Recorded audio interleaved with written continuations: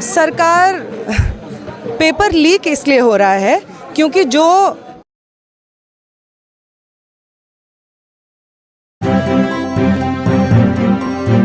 Media voice आपकी आवाज़।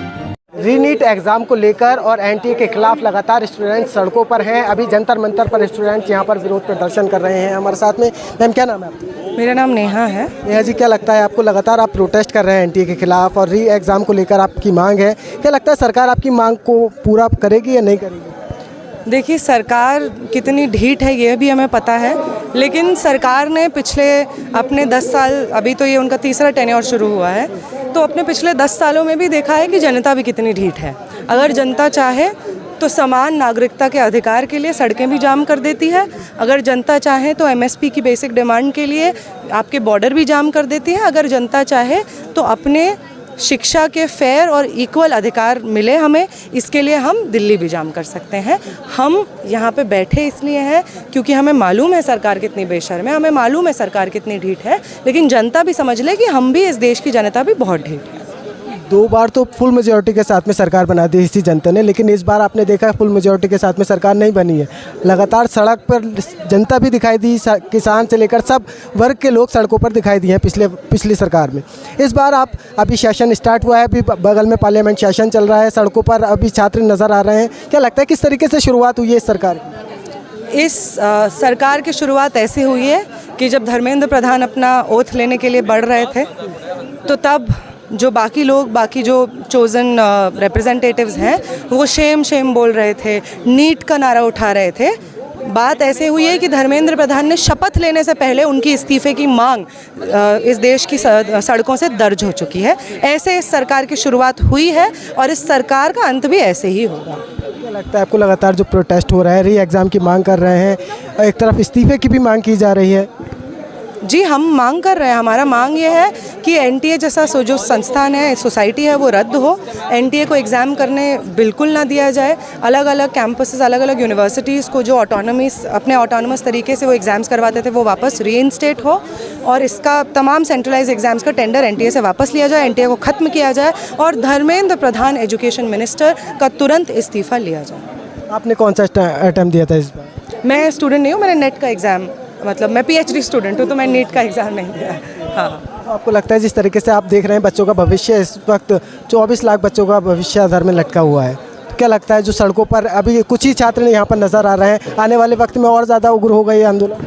एकदम। और यहाँ पे अभी कुछ छात्र, इसलिए आप जब एक लंबी जर्नी पे निकलते हैं तो ज़रूरी नहीं है ना कि आपको हर कदम पे माइलस्टोन मिलेगा। ये एक ऐसी लंबी जर्नी है जो हमने तय करना शुरू कर दिया था 3 हफ्ते पहले से। तो उसमें बहुत बड़े बड़े प्रोटेस्ट भी हुए हैं मिनिस्ट्री ऑफ एजुकेशन के सामने, एनटी के हेडक्वार्टर के सामने, और इस तरीके के भी प्रोटेस्ट हुए हैं जिसमें बहुत सारे स्टूडेंट नहीं आ पाए हैं। धीरे धीरे स्टूडेंट्स और आएंगे। हमारे साथ में हमारे प्रोफेसर्स जुड़ रहे हैं जो लगातार इन मुद्दों पर बात रख रहे हैं, वो लोग जुड़ रहे हैं।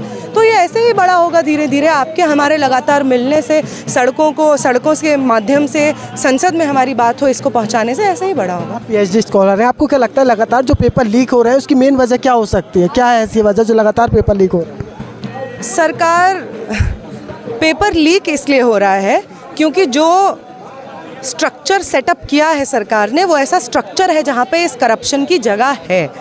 ये सरकार जो लाखों, जो हज़ारों करोड़ों का इलेक्टोरल बॉन्ड्स का घोटाला कर सकती है, पैसा खा सकती है, और वो उस पैसे के बदले में सिर्फ उन लोगों को टेंडर देगी या उनके ऊपर जो केसेस हैं वो वापस ले लेगी जो उनको चंदा दे रहे हैं। तो ये सरकार ही वैसी है। हम कुछ बहुत अच्छा एक्सपेक्ट नहीं करते हैं। इसलिए इस सरकार ने जो ये एनटीए जैसा संस्थान इस्टेब्लिश किया है, वो भी करप्ट इंस्टीट्यूशन है।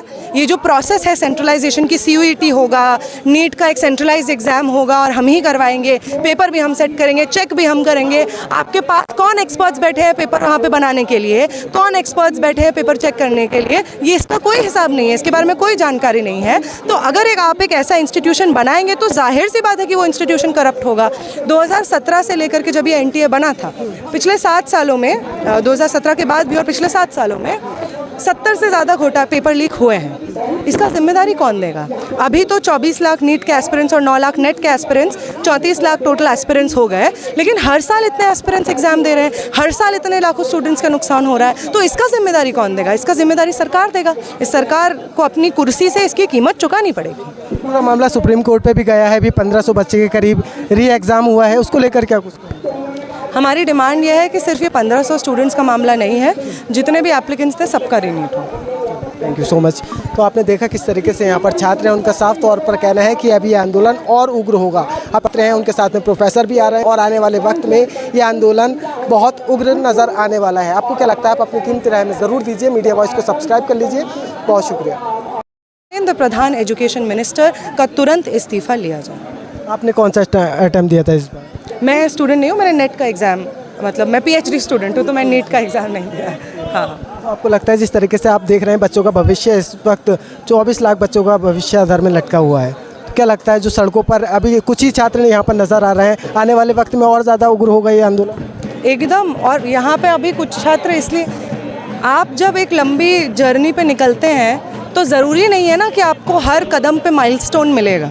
ये एक ऐसी लंबी जर्नी है जो हमने तय करना शुरू कर दिया था 3 हफ्ते पहले से। तो उसमें बहुत बड़े बड़े प्रोटेस्ट भी हुए हैं मिनिस्ट्री ऑफ एजुकेशन के सामने, NT के हेडक्वार्टर के सामने, और इस तरीके के भी प्रोटेस्ट हुए हैं जिसमें बहुत सारे स्टूडेंट नहीं आ पाए हैं। धीरे धीरे स्टूडेंट्स और आएंगे, हमारे साथ में हमारे प्रोफेसर्स जुड़ रहे हैं जो लगातार इन मुद्दों पर बात रख रहे हैं, वो लोग जुड़ रहे हैं।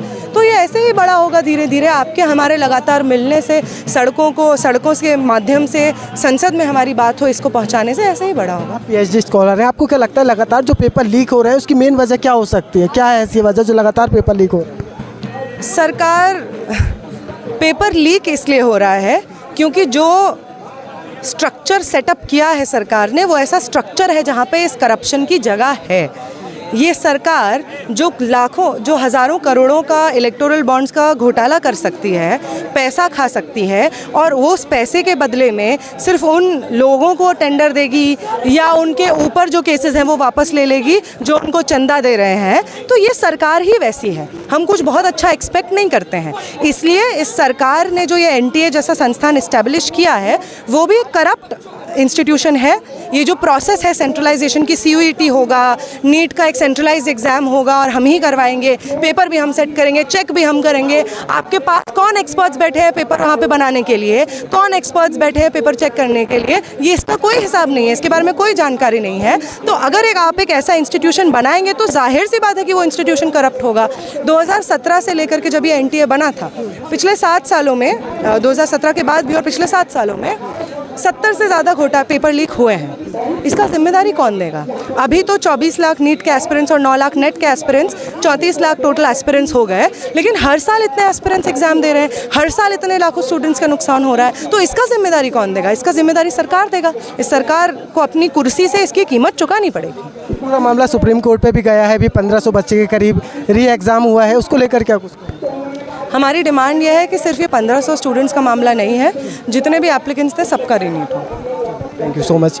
तो आपने देखा किस तरीके से यहाँ पर छात्र हैं, उनका साफ तौर पर कहना है कि अभी ये आंदोलन और उग्र होगा। आप पत्र हैं, उनके साथ में प्रोफेसर भी आ रहे हैं और आने वाले वक्त में ये आंदोलन बहुत उग्र नज़र आने वाला है। आपको क्या लगता है? आप अपनी कीमती राय में ज़रूर दीजिए। मीडिया वॉइस को सब्सक्राइब कर लीजिए। बहुत शुक्रिया।